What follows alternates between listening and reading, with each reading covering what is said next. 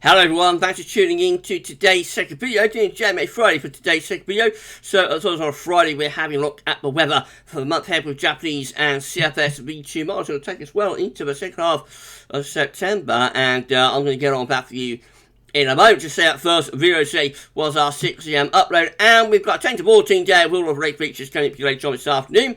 So please like, share, subscribe on videos, and thanks so very much for doing that. Right, let's have a look then. We're going to begin by having a look at the week 1 500 millibar high tonic from the Arctic and North Pole view down. So this is the North Pole Arctic Circle just here. This is a wider Arctic Circle through there, and then we've got the latitudes through there. Blue is extrapolating to below average height, which is low pressure. What I'm talking about. Yellow, orange and red extrapolating to above average heights, which is high pressure. Still a while since I've done this, so I'm a bit rusty. As you went down to week periods, the first week period will take us from today, 26th of August, through to the 2nd of September. So the coming week will have high pressure, above average heights centred over into the northern country, and we'll be bringing the wind from an easterly direction with low pressure down here to the south. Should be rather dry weather in the week ahead, but won't be overly warm with winds in from the east. Going through the week 2, which is going to be the 2nd to the 9th of September, we find above average heights moving out more towards our west and northwest with a trough of low pressure sinking southwards across the northern northeast of Europe. That probably sends the wind into a cooler northerly or northeasterly, so that could be quite a cool start to September. Should be quite a bit of dry weather with that, although there might be showers for more northern and eastern areas. Oops. And then go for the weeks 3 and 4, and we have this rather strange looking anomaly with above average heights in the North Atlantic and just near normal heights elsewhere, really. So perhaps reverting to a little bit of a westerly type flow in weeks 3 and 4, which will be the 9th through to 23rd of September. Let's have a try on mid-latitude view look. So we can't see Greenland, the Arctic, North Pole, Scandinavia. All those areas are off a chart up here. But how about a look at that view down? So we know what's going on. We've got an area of above average height sitting over and slightly to the north of the country in week 1. Bringing in wind from the east. Reminder, this would be 26th of August, 2nd of September. Temperature anomalies are above average in the next week. It's going to be a warm and average week to come, especially so for the south, but I don't think it'll be extremely hot. And precipitation anomalies with high pressure and controlled weather is going to be drier than normal. Moving through to week 2, which is the 2nd to the 9th of September, the above average heights pull over and more to the west-northwest of the country up here, which probably turns the wind into a little bit more of a northeasterly. Temperature anomalies still hold up above average if the JMA is correct for the first week of September. Precipitation is still looking largely on the drier than average side. So quite an anticyclonic signal through the first week of September, JMA. And then weeks 3 and 4 takes a high pressure sort of out into the Atlantic through there. But temperature anomaly still largely warmer than average, but it's coming down a bit. But it's still more or less above average with the temperatures there. Being a little bit more unsettled in the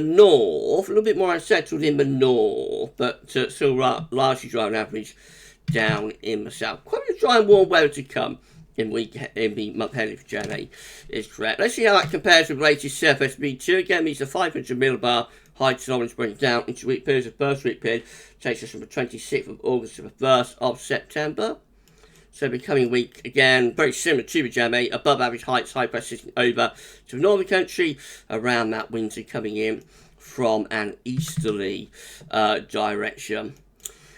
Week 2, big change. This is the 2nd to the 8th of September, very different to what the JMA is showing, with the above average heights going much further northwards up to Greenland, coming like a mid-Atlantic ridge to northern blocking type feature, and that sets a trough of low pressure up over the top of UK and Ireland and Western Europe. So that's going to be very much more unsettled through the first week of September compared to what the JMA was just showing. Still, we can call it unsettled week 3 as well, which is the 9th to 15th of September. Average heights over and to the northeast of the country, above average heights in the middle of the Atlantic, jet stream and wind flow, doing something a bit like that So it looks like on the cool side of a jet band, probably pulling in the wind from a northerly direction as well. That looks unsettled and cool there. And then week 4 looks like that. It's the 16th, 22nd of September. Low pressure band is to the north of Scotland. High pressure to our south and southwest. So that's reverted to more of an Atlantic type westerly pattern. Probably quite warm for the south, but still a little bit on the changeable side, especially so for more northern areas. Week 1 temperature anomaly from the 26th of August, 1st September, near normal, a bit above average to our south. Now, week 2 is strange because it's the 2nd to the 8th of September. It actually goes a bit warmer than average. I'm not sure why, really, given that anomaly, other than maybe for a while that low pressure pulls up wind from the south. But I would have thought it's like to be a bit cooler than that, really. Anyway, week 3 is also rather above average with the temperature anomaly, which does look strange based on that 500 millibar height anomaly, where you would think we're pulling in the wind from the north, really, with low pressure Scandinavia. So I do think the CFS is overdoing the temperatures here, based on the on its forecast in terms of the pattern. And then week 4, 16th, 22nd of September, that's above average with temperature, and that's fair enough, bringing up more of a southwesterly wind then. But I think weeks 2 and particularly week 3 are warmer than they should be based on the pattern. And then precipitation-wise, week 1, 26th of August, 1st September, that is drier than normal. Week 2 goes significantly wetter than average. Look at this, 8th of September, significantly wetter than average in the second week, and also wetter than average in week 3 as well, 9th, 15th of September, especially so for England and Wales. By the time you get through to week 4, which is the 16th, 22nd of September, it's wetter in the north, and we're losing the signal further south. So, quite an interesting update from JMA Friday today. We've got discrepancies between the two models, that's the first thing to say. So the JMA is much more towards higher pressure for September and consequently drier and warmer weather. The CFS is much more unsettled through the first half of September, and although he's going for above temperatures, I think it would be cooler than the model is suggesting, with, maybe some quite significant wet weather. So, questions to answer, questions continue for this September. But could we have an unsettled September? Certainly first half coming up. We'll have to wait and see, but the hints are there certainly from the CFS. Just a snapshot of what these models show. They could look completely different when we look at them again next Friday for next week's JMA Friday. So any forecast beyond 5-7 days comes with big health warnings attached, of course. So a way to think to bear in mind.